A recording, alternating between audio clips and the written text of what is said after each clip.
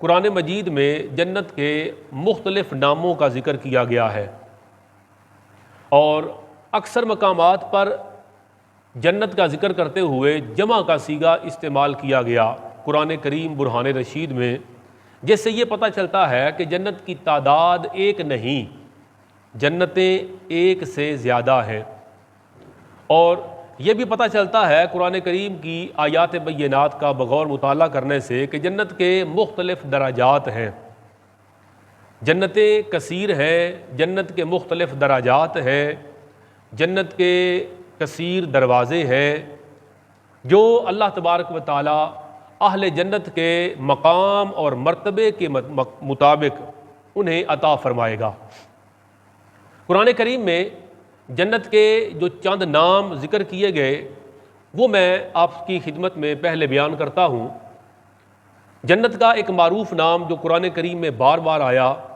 وہ جنت ہے، جسے سورہ محمد صلی اللہ تعالی علیہ وسلم میں آیت نمبر 6 میں بیان کیا گیا۔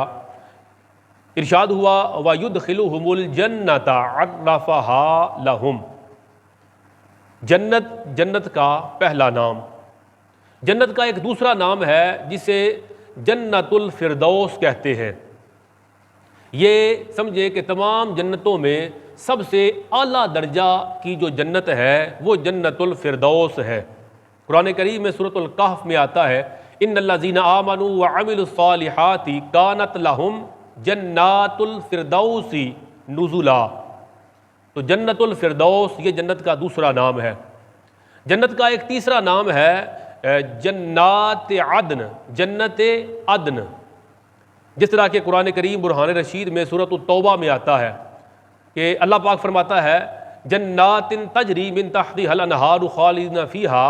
ومساکن طیبۃ فی جنات عدن،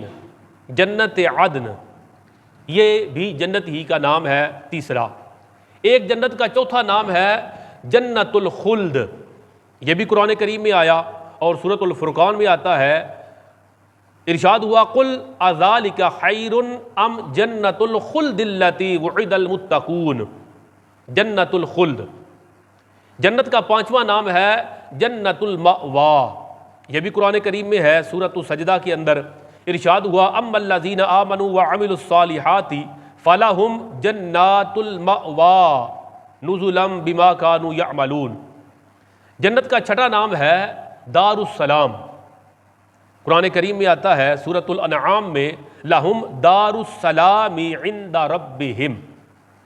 جنت کا ساتواں نام ہے روضہ، یہ بھی قرآن کریم برہان رشید سورۃ الروم کی آیت نمبر 15 میں ہے۔ ارشاد ہوا فَأَمَّا الَّذِينَ آمَنُوا وَعَمِلُوا الصَّالِحَاتِ فَهُمْ فِي رَوْضَةٍ يُحْبَرُونَ، روضہ ساتواں نام ہے جنت کا۔ اور جنت کا آٹھواں نام ہے الحسنی، یہ سورہ یونس کے اندر آیا لِلَّذِينَ أَحْسَنُوا الْحُسْنَى وَزِيَادَةٌ، قرآن کریم میں آتا ہے ایسے لوگوں کے لیے جو نیک کام کرتے ہیں الحسنی ہے، نیک جزا ہے، جنت ہے، بلکہ اس پر اضافہ بھی ہے، یعنی الحسنی سے مراد جنت، اور جو جنت میں اضافہ ہے وہ اللہ تبارک و تعالیٰ کا دیدار۔ تو جنت کا آٹھواں نام الحسنی۔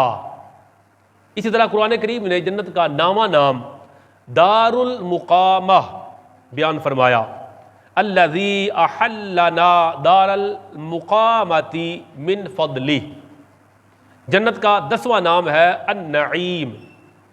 سورۃ اللقمان کے اندر ہے ان الذین آمنوا وعملوا الصالحات لہم جنات النعیم۔ اور جنت کا 11واں نام رحمت اللہ، ارشاد ہوا سورہ آل عمران میں وَأَمَّا الَّذِينَ ابْيَضَّتْ وُجُوهُهُمْ فَفِي رَحْمَةِ اللَّهِ۔ تو قرآن کریم نے جنت کے 11 ناموں کا ذکر کیا۔ تو جنتیں ایک نہیں کثیر ہیں، جنت کا دروازہ ایک نہیں زیادہ ہے، جنت کے درجات زیادہ ہیں، وہ اس لیے کہ ایمان والوں کے درجات بھی کثیر ہیں۔ ہر ایک کا ایمان ایک جیسا نہیں، ایمان یقین کا نام ہے، کوئی علم الیقین کے درجے پر، کوئی عین الیقین کے درجے پر، کوئی حق الیقین کے درجے پر، پھر تقوی کے درجات سب کے جدا ہیں۔ تو جیسے جیسے ان کا ایمان ہے، جیسا جیسا ان کا تقوی ہے، ویسے ویسے درجات اللہ تبارک و تعالیٰ انہیں جنت میں عطا فرمائے گا۔ دوسری چیز وہ ہے کہ احادیث مبارکہ کے اندر حضور صلی اللہ تعالیٰ علیہ وآلہ وسلم نے بڑی تفصیل کے ساتھ اہل جنت کے احوال بیان فرمائے، جو ہمارا خصوصاً آج کا موضوع ہے، اور اس کے لیے میں آپ کی خدمت میں چند احادیث پیش کروں گا جتنا وقت ہوگا۔ اس کا ذکر کرتے ہیں پہلی حدیث پاک، حضرت انس بن مالک سے یہ روایت مروی ہے اور مسلم شریف کے اندر، مسند احمد بن حنبل کے اندر اور دیگر کتابوں کے اندر موجود ہے۔ اور جنت کا ذکر احادیث کی روشنی میں ہم پہلی حدیث جو بیان کر رہے ہیں وہ یہ ہے کہ جنت کا دروازہ سب سے پہلے حضور نبی اکرم صلی اللہ تعالیٰ علیہ وآلہ وسلم کے لیے کھولا جائے گا، اور پیارے آقا صلی اللہ تعالیٰ علیہ وآلہ وسلم ہی سب سے پہلے جنت میں قدم رنجہ فرمائیں گے۔ حدیث پاک میں آتا ہے حضور صلی اللہ تعالیٰ علیہ وآلہ وسلم نے ارشاد فرمایا کہ قیامت کے دن میں جنت کے دروازے پہ آ کر کھولنے کا کہوں گا، جنت کے دروازے پہ آؤں گا، پیارے آقا فرماتے ہیں میں کہوں گا کہ جنت کا دروازہ کھولا جائے۔ جو خازن جنت ہے، جو گیٹ کیپر ہے وہاں پر، وہ پوچھیں گے آگے سے کہ آپ کون ہیں؟ پیارے آقا فرماتے ہیں میں کہوں گا کہ میں محمد ہوں صلی اللہ تعالیٰ علیہ وآلہ وسلم۔ تو جنت کا جو دربان ہے وہ کہے گا مجھے آپ ہی کے لیے دروازہ کھولنے پر مامور کیا گیا ہے، یعنی مجھے حکم ہی یہ دیا گیا ہے کہ جنت کا دروازہ سب سے پہلے آپ کے لیے کھولنا ہے، اور آپ سے پہلے یہ دروازہ کسی اور کے لیے نہیں کھولنا۔ پھر اس کے ساتھ ایک اور روایت، یہ حدیث پاک طبرانی نے المعجم الاوسط کے اندر، امام حیثمی نے مجمع الزوائد کے اندر نقل کی کہ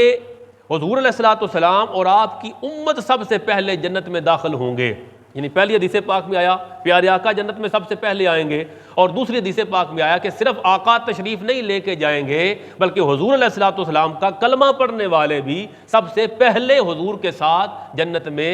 داخل ہونے کا شرف پائیں گے۔ عمر بن خطاب رضی اللہ تعالیٰ عنہ راوی ہیں، کہتے ہیں حضور علیہ الصلوۃ والسلام نے ارشاد فرمایا کہ جنت میں داخل ہونا انبیاء کرام پر اس وقت تک منع کر دیا گیا ہے، الجنۃ حرمت علی الانبیاء حتی ادخلھا۔ پیارے آقا فرماتے ہیں جب تک میں جنت میں داخل نہ ہو جاؤں اللہ نے سارے نبیوں پر جنت میں داخل ہونا منع فرما دیا ہے، وحرمت علی الامم حتی تدخلھا امتی، اور ساری امتوں پر جنت کا داخلہ منع فرما دیا ہے، سب سے پہلے اللہ، حضور فرماتے ہیں اللہ میری امت کو جنت میں داخل فرمائے گا۔ اور اسی مضمون کے ساتھ تیسری حدیث پاک وہ ہے کہ اس کے بعد دیگر انبیاء کرام اور دیگر امتوں کو اللہ جنت میں داخل فرمائے گا، اور یہ حدیث پاک بخاری شریف کے اندر ہے، مسلم شریف، ترمذی اور نسائی شریف کے اندر آتی ہے۔ اس کا مضمون تھوڑا طویل ہے اور اس میں معلومات جنت کے بارے میں زیادہ ہیں، مگر عنوان میں یہ داخل ہے کہ اس میں ذکر کیا ہوگا کہ حضور صلی اللہ تعالیٰ علیہ وسلم فرما رہے ہیں کہ دیگر انبیاء کرام حضور علیہ الصلوۃ والسلام کے بعد جنت میں داخل ہوں گے، اور دیگر امتیں امت محمدیہ کے بعد جنت میں داخل ہونے کا شرف پائیں گے۔ حدیث سناتا ہوں، حضرت ابو ہریرہ رضی اللہ تعالیٰ عنہ راوی ہیں، کہتے ہیں حضور علیہ الصلوۃ والسلام نے فرمایا جو کوئی کسی چیز کو 2 گنا اللہ کی راہ میں خرچ کرے گا تو اسے جنت کے دروازوں سے آواز دی جائے گی، 2 گنا بار بار۔ کوئی بندہ اللہ کے راستے میں بار بار خرچ کرتا ہے، اللہ کے نام پہ بار بار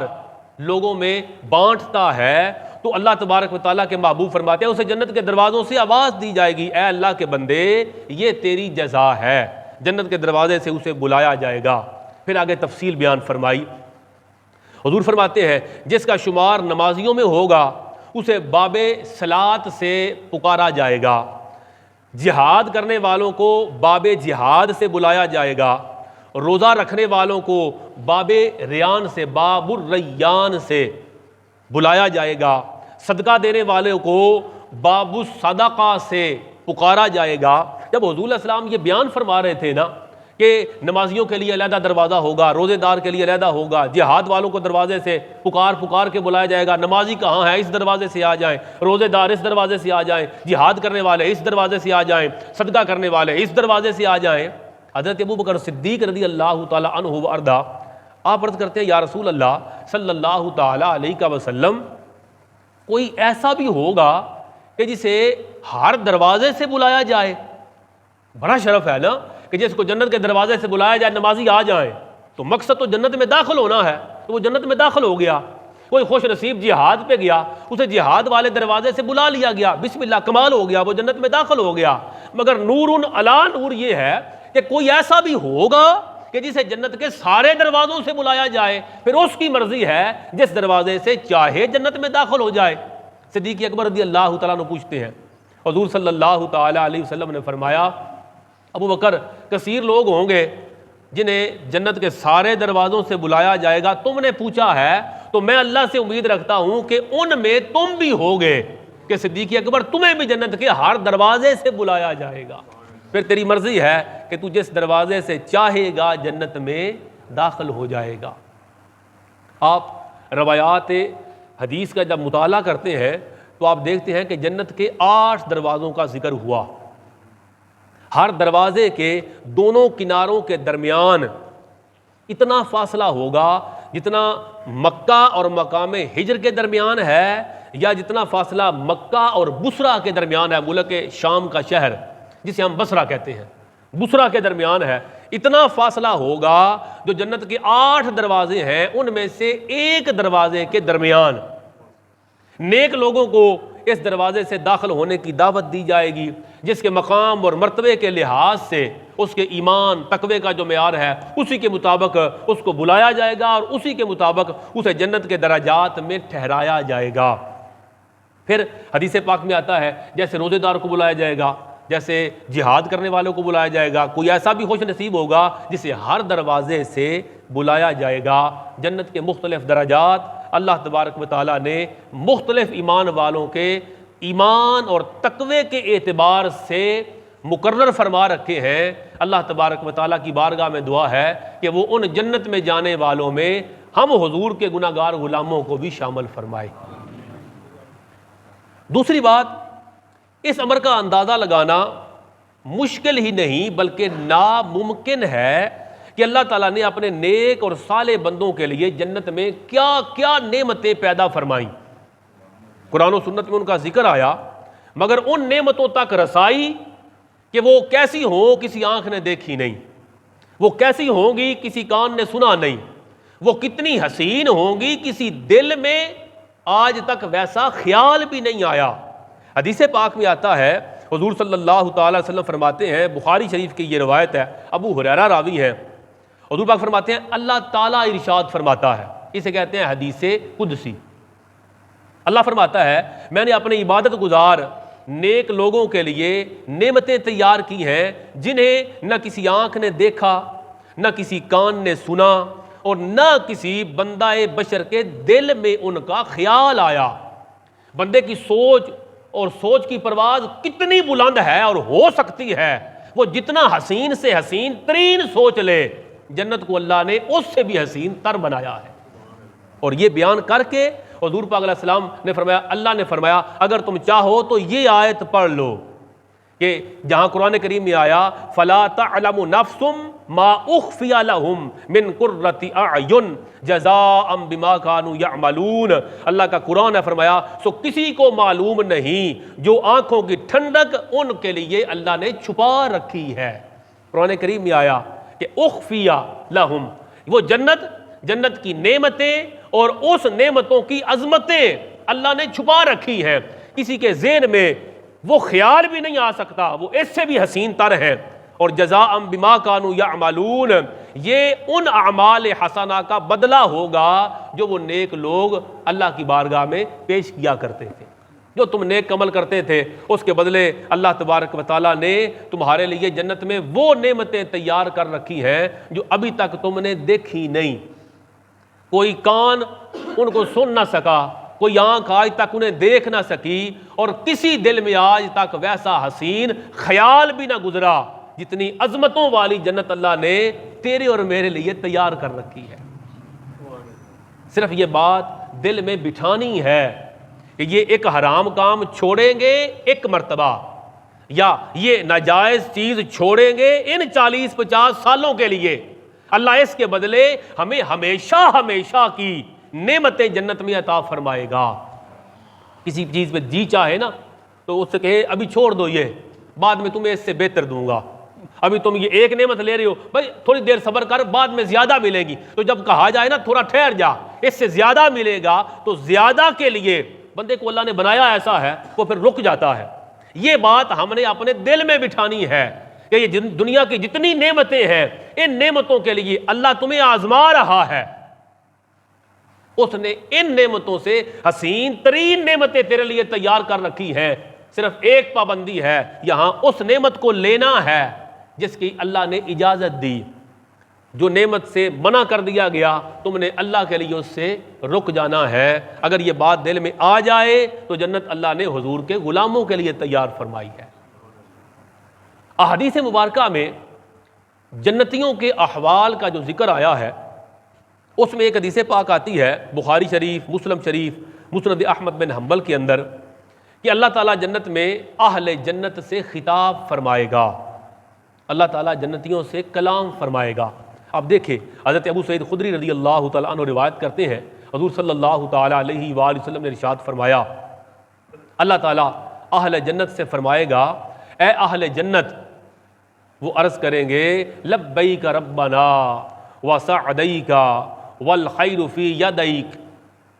عرض کریں گے اے پروردگار ہم تیری بارگاہ میں حاضر ہیں، اللہ تیری سعادت چاہتے ہیں، ہر قسم کی بھلائی تیرے دستے قدرت میں ہے۔ اللہ فرمائے گا خوش ہو، جنتی کہیں گے مالک کہ ہم کیوں خوش نہ ہوں کہ تو نے ہمیں وہ کچھ عطا فرمایا ہے جو مخلوق باقی مخلوق کو عطا نہیں فرمایا۔ اللہ تعالیٰ فرمائے گا کیا میں تمہیں اس سے بھی بہتر کچھ عطا نہ فرماؤں؟ وہ پہلے سے جنت میں ہیں اور جنت میں خدا جانے کتنے عرصے سے ہیں۔ جب اللہ چاہے گا جنتیوں سے پوچھے گا کہ اے اہل جنت، عرض کریں گے لبیک، اللہ فرمائے گا خوش ہو، اللہ کیوں نہ خوش ہوں، جو کچھ ہمیں ملا ہے کسی اور کو ملا ہی نہیں۔ اللہ فرمائے گا اس سے بھی کچھ بہتر نہ دوں؟ مومن عرض کریں گے کہ باری تعالیٰ ضرور عطا فرما، اس سے بہتر کیا ہو سکتا ہے، جنت میں تو ہیں، اس سے بہتر کیا ہو سکتا ہے؟ اللہ فرمائے گا میں نے تمہیں اپنی رضا عطا کر دی، یعنی آج کے بعد میں تم سے کبھی ناراض نہیں ہوں گا۔ اس لیے میں کہتا ہوں نا کہ جب آپ کوئی کام کریں، اب یہ اتنی مرتبہ کہنے کا مقصد یہ ہے ہر بندے کے زبان پر اور مزاج پہ یہ جملہ غالب آ جائے، ہر وقت وہ جب بھی کوئی نیکی کرے وہ کہے کہ بھائی تیرے سر کو دین نہیں، میں تے اپنے رب واسطے لگے ہاں، جو کچھ میں نے کیا تیرے لیے نہیں کیا بھائی آدمی، تو شکریہ ادا نہ کر، میں تو یہ اللہ کے لیے کر رہا ہوں، اللہ کے لیے، اللہ کی رضا کے لیے، اللہ کی، اور تیسرا میں کہتا ہوں اللہ کے دیدار کے لیے۔ یہ جملہ بار بار آپ کو عرض کرتا ہوں تاکہ ہر ایک کے یہ زبان پر رہے، جب بھی وہ کہے کہتے بس میں تو بھائی جو نیکی کرتا ہوں اللہ کے لیے کرتا ہوں، اللہ کی رضا کے لیے کرتا ہوں اور اللہ کے دیدار کے لیے کرتا ہوں۔ تو رضا کے لیے تم کیوں کرتے ہو بھائی؟ اس لیے کہ اللہ تعالیٰ قیامت کے دن ہمیں مخاطب فرمائے گا، حدیث پاک میں آیا، اور فرمائے گا کہ آج جنت میں ہو خوش ہو، مولا خوش ہے، اس سے بہتر نہ دوں؟ بولا اس سے بہتر کیا ہوگا؟ کہا اس سے بہتر میری رضا ہے،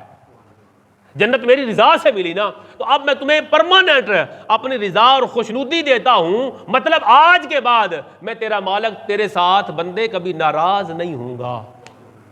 جب ناراض میں نے نہیں ہونا تو اس کا مقصد ہے کبھی تمہیں جنت سے نکالا نہیں جائے گا۔ تو یہ سب سے جو کمال کی چیز ہمیں جنت میں ملنے والی ہے، جنت بھی کمال ہے، اور اس سے بہتر وہاں اللہ کی رضا جب نصیب ہوگی، اللہ خود فرمائے گا میں تم سے راضی ہو گیا اور اب کبھی تیرے ساتھ ناراض نہیں ہوگا۔ اور ایک حدیث پاک میں آتا ہے، یہ بھی بخاری شریف میں ہے، مسند احمد بن حنبل میں ہے، صحیح ابن حبان کے اندر ہے، ابو ہریرہ راوی ہے، حضور صلی اللہ تعالی علیہ وآلہ وسلم نے فرمایا سب سے پہلا گروہ جو جنت میں داخل ہوگا ان کے چہرے چوندوی رات کے چاند کی طرح چمکتے ہوں گے، جو پہلا گروہ جائے گا۔ پھر حضور فرماتے ہیں اس کے بعد داخل ہونے والے جو لوگ ہیں ان کے چہرے چمکدار تاروں کی مانند ہوں گے۔ ہمیں رات کو نظر آتے ہیں تاروں کی مانند، آسمان پہ جیسے تارے جگمگاتے ہیں ویسے ان اہل جنت کے چہرے ہوں گے۔ پھر حضور پاک نے فرمایا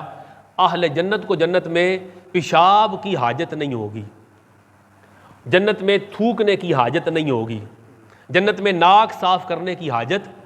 نہیں ہوگی۔ اور فرمایا حضور علیہ الصلوۃ والسلام نے جنتیوں کے لیے اللہ تعالیٰ نے سونے کے کنگھے، ہیئر برش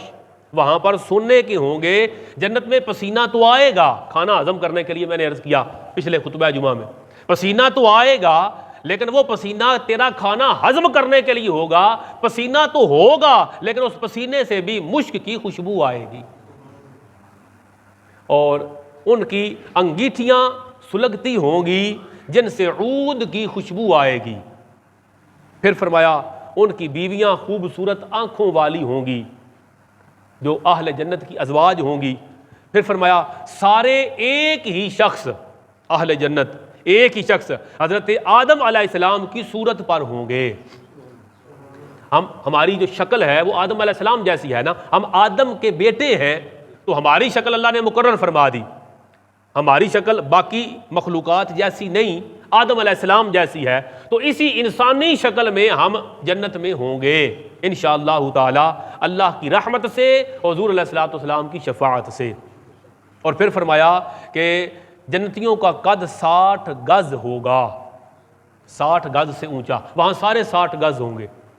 تو یہ بندہ کہے کہ 60 گز کا مطلب ہے کہ سارے اتنے لمبے ہوں گے کہ بندہ عجیب نہ لگے گا، عجیب نہیں لگے گا کہ سارے اسی قد کے ہوں گے۔ جب سارے ایک جیسے ہوں گے تو اللہ تبارک و تعالیٰ نے تیرے لیے یہی پسند فرمایا۔ پھر اللہ تعالیٰ اہل جنت کو جنت میں اپنے دیدار کی نعمت عطا فرمائے گا، جنت عطا فرمائے گا، جنت میں اپنی رضا عطا فرمائے گا، یعنی تجھے یہ سرٹیفکیٹ دے دے گا بندے میں نے تجھے اپنی رضا دی، یعنی آج کے بعد تیرے ساتھ ناراض نہیں ہوں گا۔ اور اس پر یہ کرم ہے کہ پھر اللہ تبارک و تعالیٰ بندے کو اپنا دیدار عطا فرمائے گا، جس کے لیے میں عرض کرتا ہوں کہ یہ نیت کیا کریں جب بھی کہ یا اللہ ہم جو کر رہے ہیں وہ تیرے لیے کر رہے ہیں، تیری رضا کے لیے کر رہے ہیں، اور تیرے دیدار کے لیے کر رہے ہیں۔ یہ سب سے اعلیٰ نیت ہے۔ حدیث پاک میں آتا ہے، مسلم شریف کے اندر موجود ہے، مسند احمد بن حنبل کے اندر، سنن ترمذی شریف میں حضور صلی اللہ تعالی علیہ وسلم فرماتے ہیں جب جنتی جنت میں داخل ہو جائیں گے اللہ تعالیٰ فرمائے گا کہ کیا جنتیوں تم کچھ اور چاہتے ہو تو میں تمہیں عطا کر دوں؟ عرض کریں گے اے ہمارے پروردگار تیری عنایات، تیری مہربانیاں کیا پہلے کم ہیں؟ کیا تو نے ہمارے چہرے منور نہیں کر دیے؟ یعنی ہم پہلے بھی تو نے خوبصورت بنایا، انسان کو ساری مخلوقات میں حسین بنایا احسن تقویم پر، اس کے باوجود جنت میں گئے تو ان کے چہرے نورانی کر دیے۔ تو عرض کیا کیا مولا تو نے ہمارے چہرے منور نہیں کر دیے؟ کیا تو نے ہمیں جنت میں داخل نہیں کر دیا اور ہمیں دوزخ سے نجات نہیں عطا فرما دی؟ اور کیا چاہیے؟ حضور علیہ السلام فرماتے ہیں اس کے بعد اللہ تعالیٰ اپنے جلوہ حسن سے پردہ اٹھائے گا، تب انہیں معلوم ہوگا کہ پروردگار کے دیدار سے بہتر تو کوئی شے ہے ہی نہیں۔ اور یہ حدیث پاک میں آیا۔ پھر حضور علیہ السلام نے یہ آیت کریمہ پڑھی للذین احسنوا الحسنی وزیادۃ، کہ ایسے لوگوں کے لیے جو نیک کام کرتے ہیں، الحسنی ہے یہ جنت کا نام ہے، جنت کا نام ہے، نیک جزا ہے، اور صرف جنت نہیں ہے وزیادۃ بھی ہے، جنت میں پہنچ کر کچھ زیادہ بھی ملے گا۔ تو جنت میں جا کے، جنت تو آج خود زیادہ ہے، اس میں ہر نعمت ہے جو بندے کے خیال میں آئے، تو زیادہ کیا ہے؟ زیادہ حضور فرماتے ہیں وہاں جنت ملے گی، جنت میں اللہ کی رضا ملے گی، اور زیادہ یہ ہے کہ وہاں بندے کو اللہ کا دیدار نصیب ہوگا۔ اب دیدار باری تعالیٰ کے بارے میں حدیث پاک سنیں، یہ حدیث پاک ابن ماجہ شریف کے اندر موجود ہے اور دیگر کتابوں میں۔ حضور علیہ الصلوۃ والسلام ارشاد فرماتے ہیں کہ جنت والے اپنی نعمتوں سے لطف اندوز ہو رہے ہوں گے، اچانک ایک نور چمکے گا جنت میں،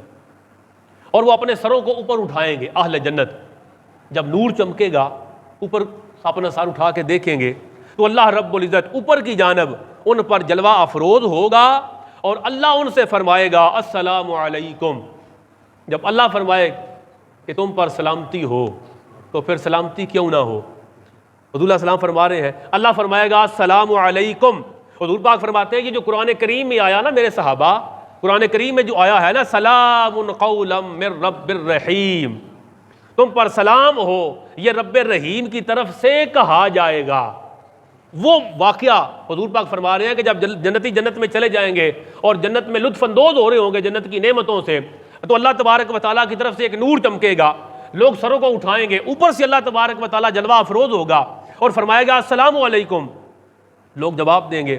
تو حضور پاک نے فرمایا پھر اللہ تعالیٰ ان اہل جنت کی جانب شفقت کی، محبت کی نگاہ فرمائے گا تو وہ اللہ تبارک و تعالیٰ کا جلوہ حسن بے نقاب دیکھیں گے۔ اللہ تعالیٰ کا دیدار انہیں نصیب ہوگا، اللہ کا دیدار کریں گے۔ اور حدیث پاک میں آیا کہ جب تک وہ دیدار الہی میں مشغول رہیں گے جنت کی کسی اور نعمت کی طرف ان کا خیال بھی نہیں جائے گا۔ کیسے جا سکتا ہے کہ بندہ اللہ کو دیکھ رہا ہو اور وہ کسی اور کی طرف متوجہ ہو جائے؟ تو جب تک اللہ چاہے گا لوگ اللہ تبارک و تعالیٰ کا دیدار کرتے رہیں گے، یہاں تک کہ اللہ خود لوگوں کے اور اپنے درمیان پردہ پھر فرما لے گا۔ لیکن اس کا نور، دیدار الہی جو کیا ہے، اس کا بھی تو ایک نور ہے، اس کا نور اور اس کی برکت کا اثر ہمیشہ ان لوگوں کی رہائش گاہوں میں بھی موجود رہے گا۔ کہتے ہیں نا فلاں بزرگ کو فلاں کی زیارت ہوئی تو وہ چلے گئے، لیکن ان کی وجہ سے وہاں کمرہ روشن رہا، کمرے میں خوشبو آتی رہی۔ تو یہ ایک نور ہے جو رب ذوالجلال کا دیدار جسے نصیب ہوگا تو اہل جنت کو جنت میں بھی اس کا نور ان کی رہائشوں پر اللہ باقی رکھے گا کہ جب انہیں دیدار خدا نصیب ہوا تھا جو نور وہ تھا، اس کے جلوے اللہ ان کی ان رہائشوں میں باقی فرمائے گا۔